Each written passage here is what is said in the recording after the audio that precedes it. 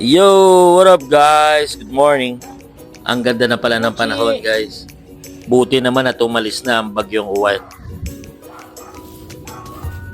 Sa mga hindi pa nakakilala sa akin, ako nga pala si Gino. Meron kaming maliit na tindahan at bigasan. Ang dami kong aayusin guys. Ang dami kong delivery kahapon. Hindi ko na naayos sa sobrang pagod.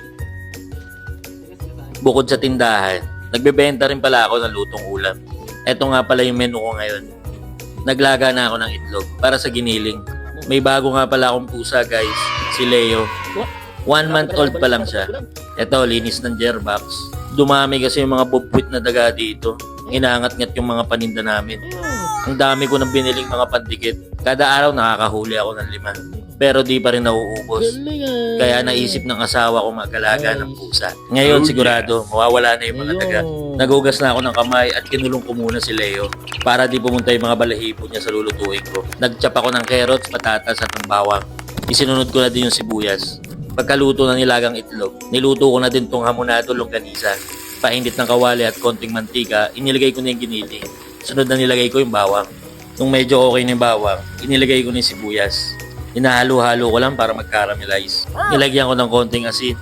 Hinalo ko lang yan. At sunod na inilagay ko na yung kamatis. Ganun pa din, mekos-mekos lang.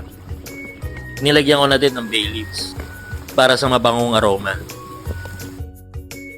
Nilagyan ko na din ng tubig. At ang panghuli, patatas at carrots. Nilagyan ko ng konting patis. Yan na yung pampalasa guys. Nilagyan ko din ng 1 cup ng ketchup. Tansyado ko yan guys. Hinalo-halo ko lang at nilagay ko na rin yung nilaga akong itlog kanina. Tomato sauce dapat yung ilalagay ko dyan guys. Kaso baka wala na akong tubuin. So ito okay na. Nakagawa ko ng 10. 5 na yung nabili. 50 pesos lang yan guys. Sunod na recipe naman guys. Sinalang ko na ng sabay-sabay bawang sibuyas at luya. Isinunod ko na yung manok. Mekos-mekos lang hanggang mag golden brown.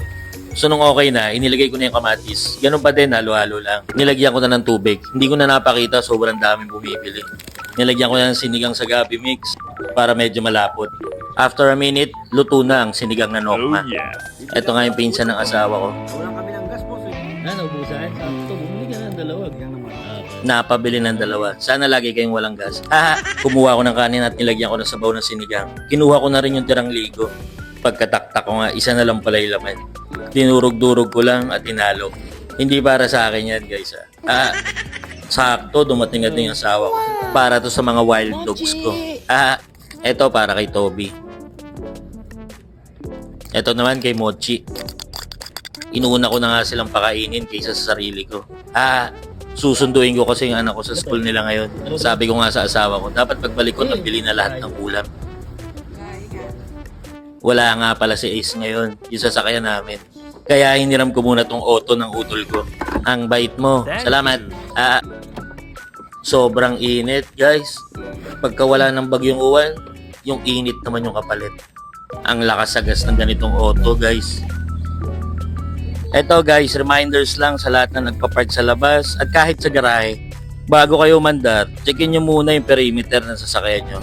Sa ilalim, sa gilid, yung gulong nyo, para na din sa safety. So ito okay na. Tara, batsin na tayo. Tara guys, samahan nyo ako magsundo. Kasama ka sa ride, ako windows down. Sa loob ng aking Civic, sasama ka naman yan, no down. Lambang ako na pag-ibig. Eto, may gawayan na. Dito na tayo sa school na anak ko.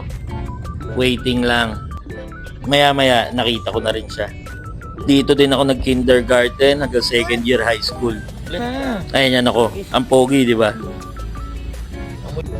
Eto, pauwi na. Siyempre, po food trip muna tayo.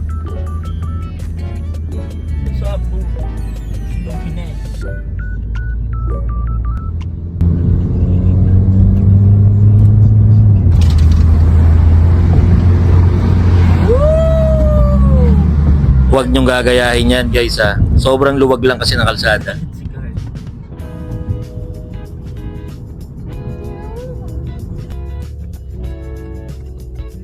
Dito tayo FT sa McDonald's Malanday. Pero naisip namin, take out na lang. Doon na lang kami kakain sa tindahan. So ito, dinoble check ko lang. Madalas kasi kulang. yung pag-uwi mo, doon ka mababad trip. Dumaan nga muna kami sa gas station. Pinagas ko pala ng full tank. Baka hindi na ulit kasi ako pahiramin ni Utol sa susunod. So ito, tapos na guys. Uwi na tayo. Kung nanonood ka pa rin hanggang ngayon, maraming salamat sa'yo. Wala ka nga siguro magawa. Ganito lang naman ang buhay. Trabaho ka, tulog. Kinabukasan, ganun ulit. Paulit-ulit lang. Siyempre, minsan may happenings. Kailangan natin yon guys. So, paano? Hanggang dito na lang. Pagka-park, dumiretso kami sa tindahan para kumain. Tapos, bantay ulit ng tindahan. See you on my next vlog. Like, comment, and report. Thank you for watching, guys. Goodbye!